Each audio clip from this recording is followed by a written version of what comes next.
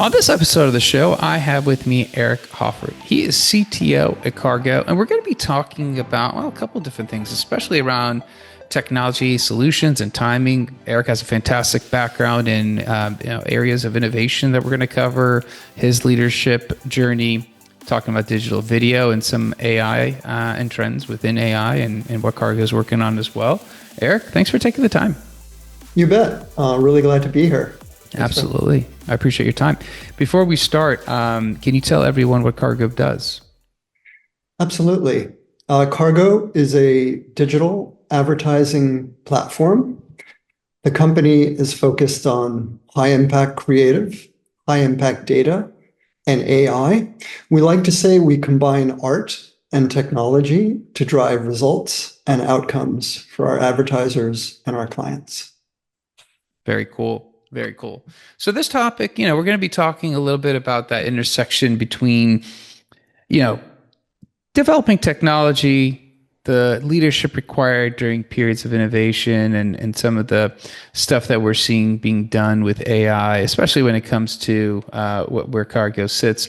I guess, and I'm sure people will hop on to look at your background, but you have been a part of several different innovation cycles. And obviously you've worked at, fantastic companies like Apple, Spotify, Microsoft, where you partnered with Netflix, Kargo. I guess let's maybe tackle in the first part of the conversation, talking about technology development and timing. Because, there's a lot of times great tech's produced, but the timing's wrong. And a lot of times, we find out that, hey, this company was, a little bit early, a little bit late. In your case, obviously you've been a part of this video ecosystem for a long time and have delivered great solutions. That intersection of innovation and timing, talk to us a little bit about that.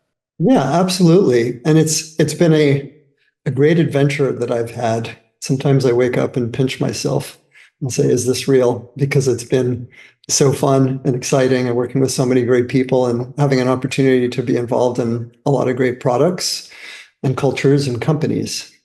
In terms of innovation and timing, I think one really interesting example, which was when I was really at the start of my career, was when I joined Apple.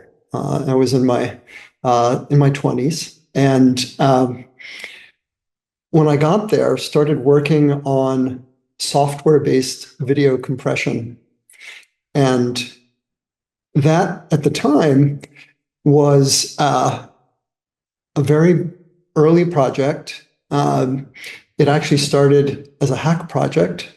And can you make this real? Is it possible to play back video on a computer, do it in a way that could work for personal computing and in a way that can potentially make its way into a product? And worked on that pretty intensely with a very small team. And over a period of time, there were a number of other efforts happening within Apple. One was a group that was working on bringing time, the element of time, into the operating system. So you could have time-based media. And the third was video players and the user experience and the user interface guidelines behind that. So it's kind of three different groups, one working on video compression, decompression, video digitization of that whole video pipeline, the second on this notion of time in the OS, and the third on the user experience. And those three different tracks came together in a fairly powerful way in a relatively quick period of time, pun intended, to help create the foundation for what was QuickTime. And what was interesting about it was some of the work was going on in Apple's advanced technology group, which was chartered to work on things that were 6 months to 6 years out. And some parts of that were based on what was going on in other parts of Apple that were meant to be near-term product, let's say sub 6 months. So it's kind of an interesting combination of research scientists and then developers working on the future, quote unquote, and then a group working on the here and now kind of coming together. And so a number of the ideas in QuickTime at the time were in principle very much ahead of their time, but through the way that the whole effort came together and the way we architected the system, QuickTime came out at the right time. And by that, what I mean is we were not early and kind of missing the market. We were not late chasing our competitors. And actually, we had a bunch of competitors that after that were chasing us intensely. But I think it's an interesting example. And for me as a young kid, it was pretty heady and exciting to have like, at an early stage of my career to have something like QuickTime coming out. And I think within a year, we had 1 million downloads of QuickTime, which at the time was a lot. And actually, I did some homework. About 10 years later, it was 1 billion downloads. So like pretty massive scale increase over that first decade, and continued momentum from the very outset when we launched the product. So to me, that's like a really interesting example of hitting something innovative at the right time through a combination of teams, disciplines, you could argue, that it took to bring it to light, and a number of different projects, and kind of been incubated for a while and hadn't yet seen the light of day, but then all came together in a really nice way. Interesting.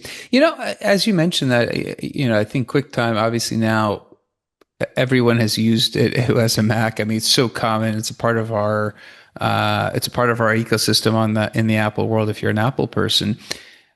At the time, and maybe this is more of this might be a harder question, but I am curious, when we talk about this timing, it sounds like at least within Apple, that ecosystem, you said there's 6 month and a 6 year kind of difference in terms of special projects.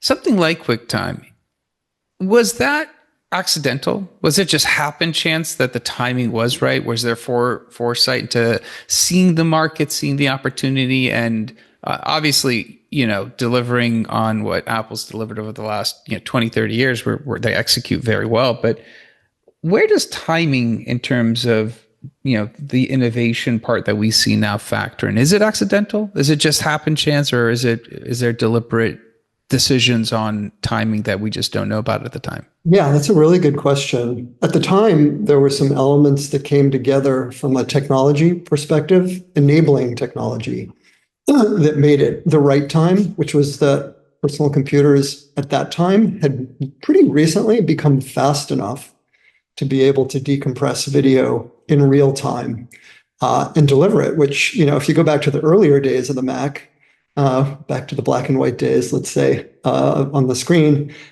you didn't have enough horsepower to be able to do that. And so the actual CPU in the machine crossed a threshold, almost like some of what's happening more recently with NVIDIA and GPUs for the advent of AI, which is pretty interesting.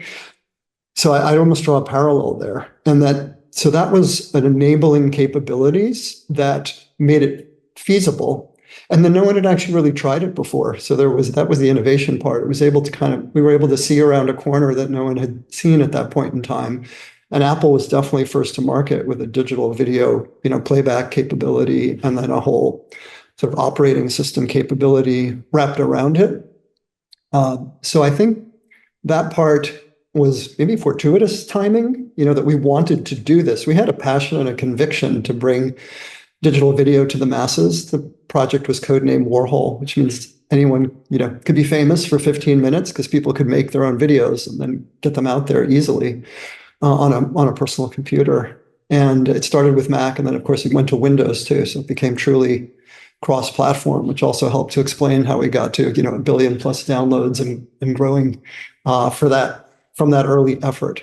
So I think it was a combination of passion and conviction to create this capability to enable content creators with the ability to create video and publish it, combined with those underlying technology shifts that happen. They don't happen that often when all of a sudden machines are fast enough to take on a whole new wave of capability. Interesting.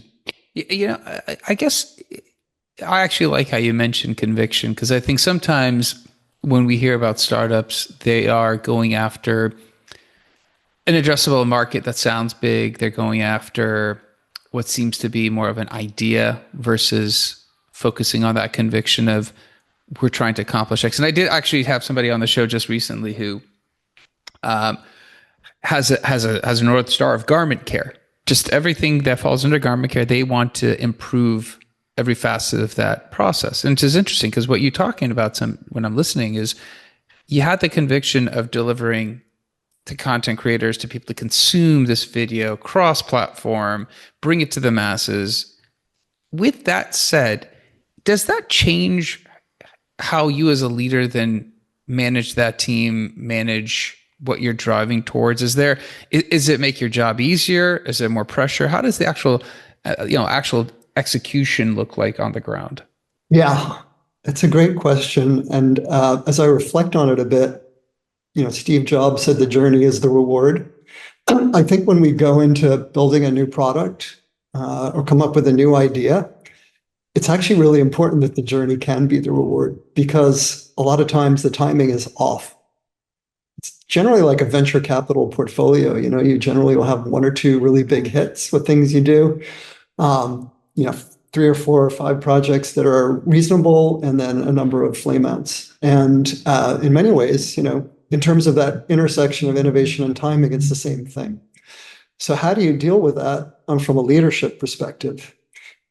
You have to have passion about what you're building and really care about making it great, or as Jobs used to say, insanely great. That's important. Attention to detail, attention to the user experience. And you might pour your heart and soul into building the best possible product you can that has a fantastic user experience, great technology, but it's the wrong time and you just miss the window. And sometimes you can miss these windows by a lot. And I'll talk about some of those interesting other under windows scenarios. But I think, yeah, you want to lead every project to the best of your ability, as if it's going to be, something you're going to surf the wave at just the right time. That's very interesting. And obviously, when we talk about timing, and in your career, just to kind of just make sure the audience is aware, you have spent a lot of time in video. It is your it is a consistent theme of working at various companies, working on solving different aspects of technology when it comes to video content on devices in many different ways. And obviously, we could touch on some of those.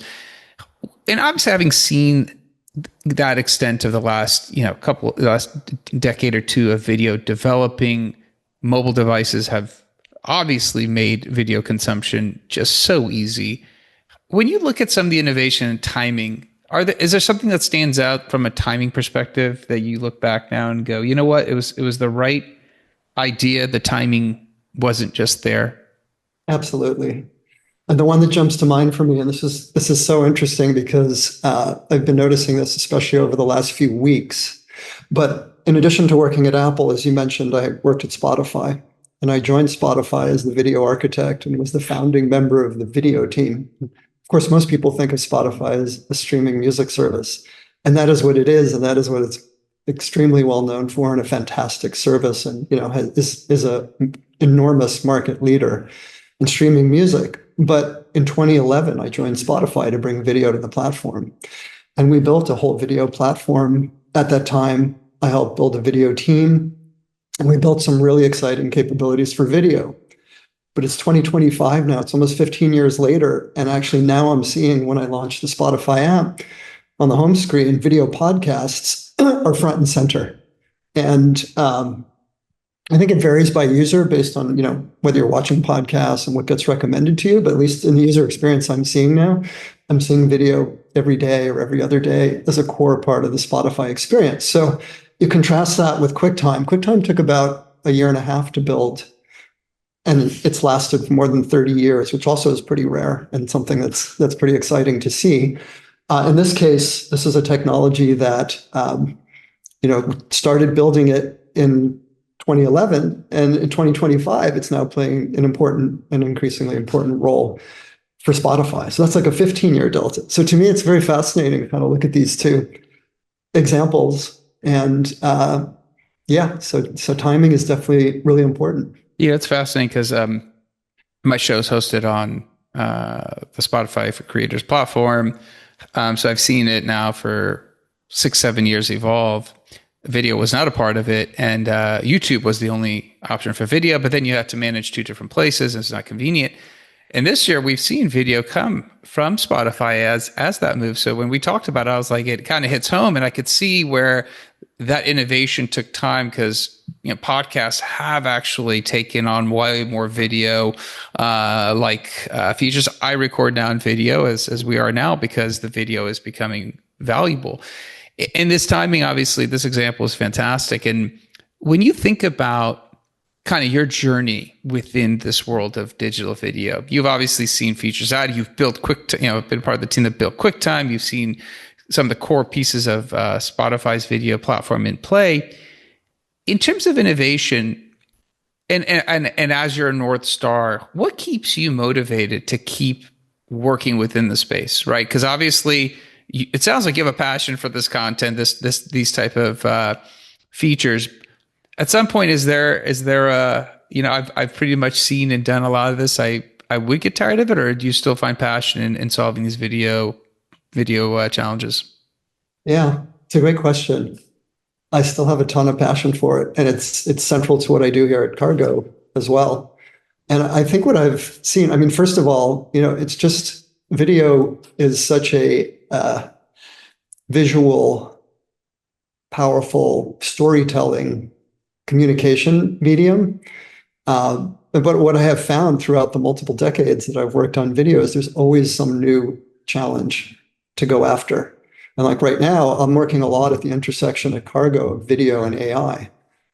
And that has two elements to it. It's both understanding the content at a really deep level and what you can do with that, as well as potentially generating video through AI and complementing visual designers and creative designers. So I think it felt like surfing one wave after another. Sometimes I'm surfing that wave right at the right point. Sometimes it's crashing over my head, and sometimes, I'm scrambling to catch up to that wave. So I think, yeah, that's it. And I mentioned that at Kargo, we talk about combining art and technology to drive outcomes and results for advertisers. There's also been a theme I've always found compelling, which is the intersection of art and technology attracted me to work here. And if you go back and look at Steve Jobs talking about the culture at Apple and the Mac, he talks a lot about the intersection of arts and the liberal arts and technology and how kind of magic can happen there. Absolutely.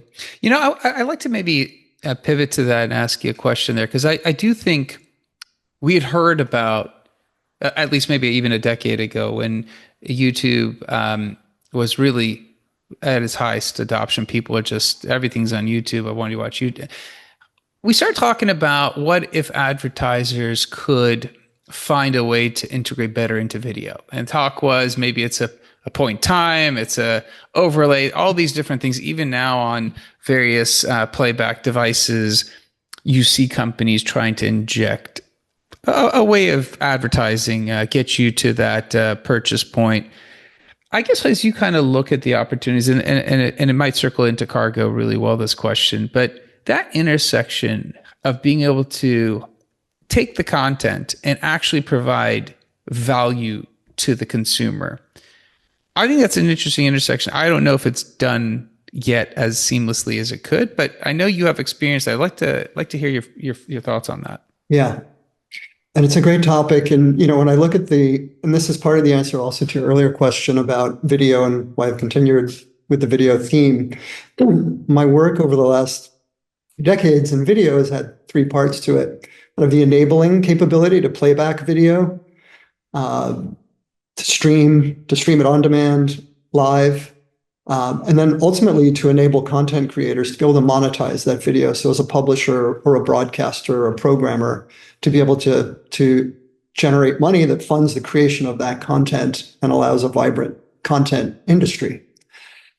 So as part of that, you can bring up advertising and as a model, and what are some of the interesting things that we can do with video. Historically, broadcast television has had video advertising. It's kind of one size fits all, large branding campaigns where large brands buy a spot at a high cost, and it's to promote their products or what they're selling at the time to a large audience. I think we're now in a world with, the internet and with AI and with personalization, where there's a higher bar as to the relevance of that content to a consumer and what can be most useful. So there's a couple of things that are worth mentioning there. I mean, one is when you see an ad in a video stream, what if it could relate to what you saw in the content? What if there was an interesting moment, a gift-giving moment, a travel moment, a car moment, respectively, if you're thinking of buying a gift, you want to go to Bali or Tahiti, or you're in the market for an electric car, those moments and using AI and to have a content understanding can then help you deliver video advertising, either in the next ad break or ad pod, as it's called in digital video advertising, or literally in the moment in a way that can be more seamless and native to the content stream. Those are examples where I think you can take the monetization of video from the content providers and the consumption of it from the consumers to a much more relevant and meaningful level. That's one important example. Absolutely. And you know what's interesting is you're mentioning that I actually know because I see it both in online and I know from people. People will sometimes take pictures of items that they watch in a video and then try to figure out through an image search if they can figure out what that product was or where they could buy it. So it's definitely it is something people are doing. It's just disconnected because thus far we've not had that opportunity to be able to pinpoint within the content stream, within our preferences.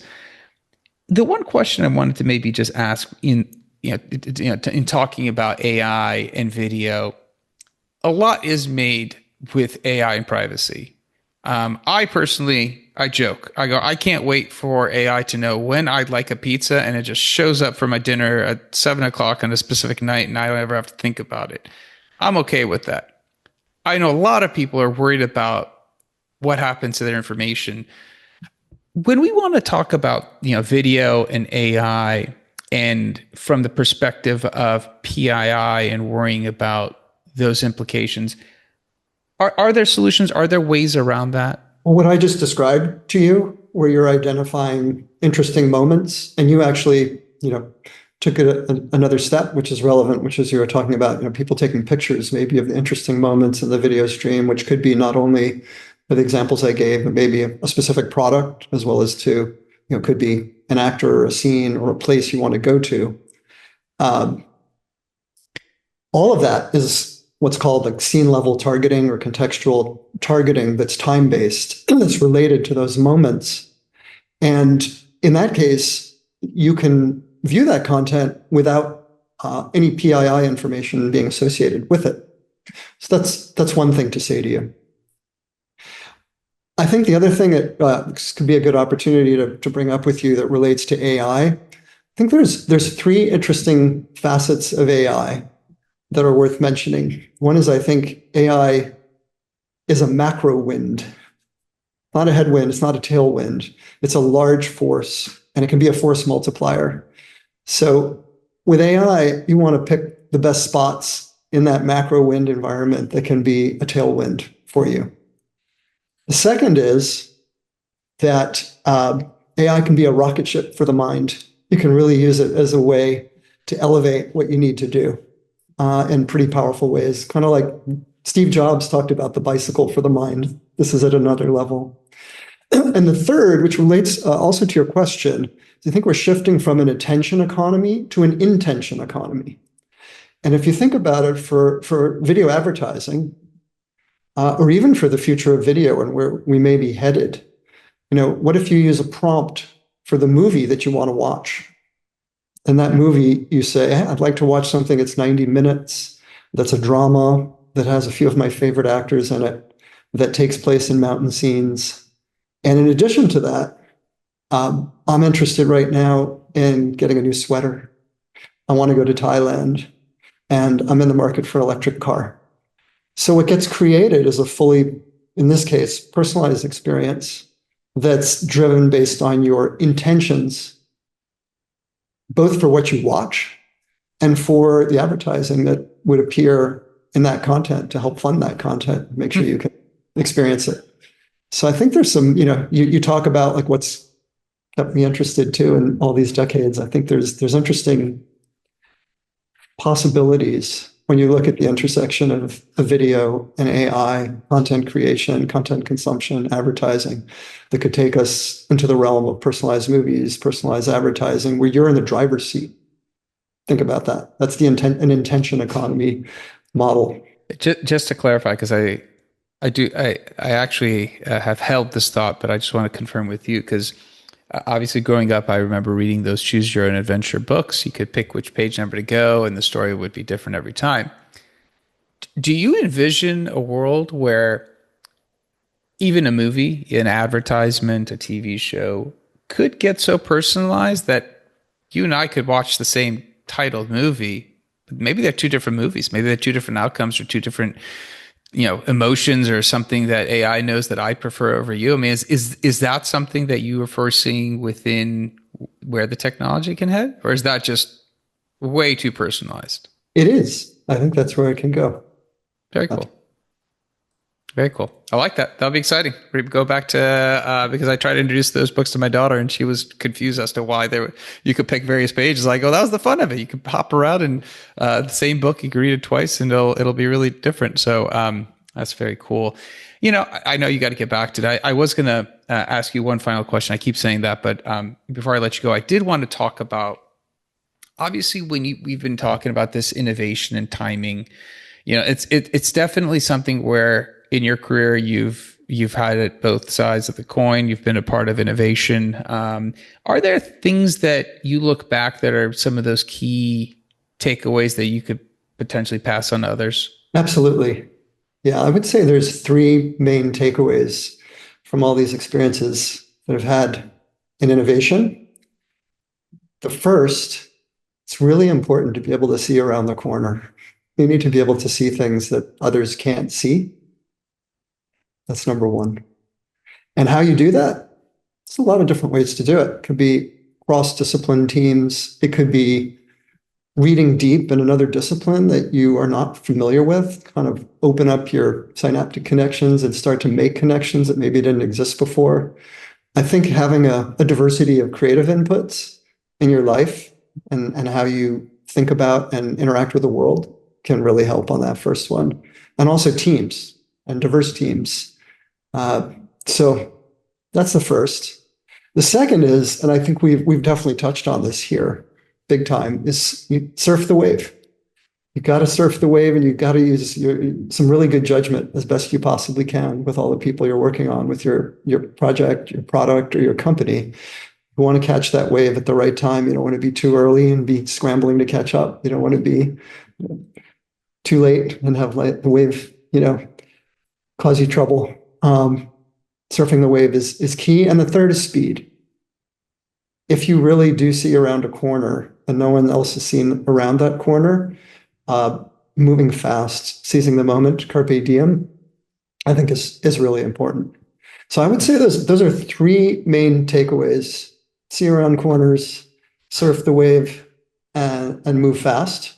I'd also throw in a bonus topic on top of those three, which is when you build something, and this has been true with things like the iPhone App Store, with QuickTime as kind of a digital video ecosystem, with the Salesforce App Exchange, solve a very specific problem at the time you're rolling out your product, your innovation, and then wrap a platform and an ecosystem around it that can grow and evolve over time that allows other partners to build on it and to expand your vision and extend it. So I'd throw that in as an extra bonus in answering your question on the three core takeaways for innovation of vision, surfing, and speed. Awesome. I like that last one. That's fantastic. Got a bonus one from you, so I appreciate that. Eric, I know obviously we have covered a lot of ground. I'm sure we have not exhausted all the questions. We might have spurred a couple more. If somebody does have a question and they want to ask you a follow-up from something you mentioned on the show, what's a good way of doing that? Yeah, I think LinkedIn is the best way. LinkedIn? Okay, fantastic. So people can look out for that. Eric, thanks for taking the time. Thanks for joining the show. You bet. Absolutely. All right, that's it for this episode. Be back again, different guest, different topic. Until next time, two things. One, we obviously covered a lot of different thoughts within innovation, timing, leadership in actually an innovation product, because obviously it's a little bit different than if you're delivering a normal feature.